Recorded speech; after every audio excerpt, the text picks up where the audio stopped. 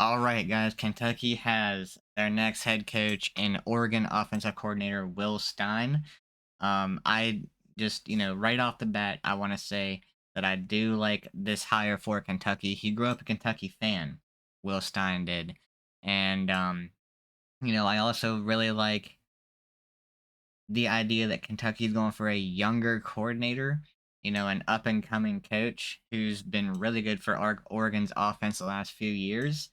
Um, we've in the last couple years, we've seen assistants and coordinators go to bigger programs and have pretty good success. So, could this be Will Stein? I think he's a really good offensive mind. He's really creative when it comes to his play calling. Um, you have the fact that he grew up a Kentucky fan. He's going to be passionate about this job. And, Mark Stoops did really good things for the Kentucky program. I think he elevated the Kentucky football program. Um, and he made football more enjoyable for Kentucky football fans. Um, I think with the right support, which Kentucky administration did put in quite a bit of NIL money, and they've put quite a bit of money in general into football in the last few years. Um, to try to help support Mark Stoops. It didn't turn into results, but that doesn't mean it can't. Just because you put the money in doesn't mean you're gonna have, crazy results. You gotta have the right guy in place. And honestly, it was just time to move on from Mark Stoops, in my opinion. As good as he was for Kentucky, as much as he did for Kentucky, it was just time to move on. And I like that I've been seeing Kentucky fans being appreciative of Mark Stoops and all that he did there because he's a good guy, man, and he's a solid coach, and he was there for a really long time. He gave Kentucky all he had, really, and yeah, it was time to move on, and I'm glad they're going to a younger guy. I think this is gonna re-energize the fan base. um, it's gonna bring a really new energy to the Kentucky football program. So, um, I have not really known a whole lot about Will Stein, but I have been reading through this a little bit to learn more about him. Um, this is gonna be his first head coaching job. He's 36 years old. Stein spent 2008, 2012 as a quarterback at Louisville.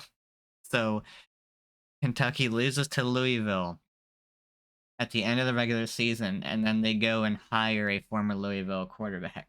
You know, I thought that was pretty funny. He appeared in 25 games for the Cardinals and spent 2 seasons on the Louisville staff. Was with Texas as a quality control coach from 15 to 17, and coached at Lake Travis High School in Texas, a longtime powerhouse program in 18 and 19. Among the players under his tutelage was future Ohio State star and current New York Jets receiver Garrett Wilson. Stein has said, "I'm honored and excited to become the next head coach at Kentucky. Growing up in Kentucky and sitting in the stands at UK games as a kid, I could only dream of one day leading the Wildcats. This is truly a dream come true. My goal is to lead with purpose and help young men grow on and off the field. I'm deeply thankful to President Capiluto. I probably butchered that name. Mitch Barnhart and Big Blue Nation for the trust they've placed in me. I also want to thank Coach Dan Lanning and the entire Oregon staff for their support and mentorship. They've been incredible. Now I can't wait to get started and make Kentucky proud." Um, Stein has been learning under Dan Lanning, one of the best coaches in college football. So I'm sure he has a better understanding of what it's like to run a program. Um, he might even model his program a little bit after Dan Lanning and how he runs Oregon. Um, he has helped develop players like Bo Nix and made him a Heisman contender and a future NFL and an NFL starter for the Denver Broncos. He developed Dylan Gabriel, made him one of the top quarterbacks in the country last year. He's been doing some really good things with quarterback. And if Cutter Boley stays at Kentucky, maybe we could see a big jump up from Cutter Boley. I think Cutter Boley has a lot of talent, a lot of potential. I've liked what I've seen from him this season, so maybe there could be something there. Um, Stein took the passing game coordinator and wide receiver coach roles at UTSA and was promoted to be the Roadrunners co-offensive coordinator and quarterbacks coach ahead of 2022. Um, UTSA produced one of college football's best offensive attacks, finishing 12th in yards per game and 15th in points per game. So he took UTSA and had them having one of the best offenses in the country. So the dude just knows ball, man. Um, in December 2022, Dan Lanning hired Stein to become Oregon's offensive coordinator, a role vacated by Kenny Dillingham when he took the Arizona State job. Um, Will brings an outstanding track record of developing elite quarterbacks and leading some of the most dynamic and successful offenses in college football. Kentucky AD Mitch Barnhart said in a statement, his deep connection to Kentucky, having grown up attending games in our stadium, gives him a unique passion for this program and community. We're thrilled to have him leading the Wildcats onto the field next fall, and I know Big Blue Nation will join me in giving a warm welcome to Will, his wife Darby, and their children Joey and Demi. So, yeah, man, I think this is a really solid hire, and if Kentucky administration can continue to support the football program, I think you could see some pretty exciting football. I think Kentucky can be an 8-win team, 9-win team consistently.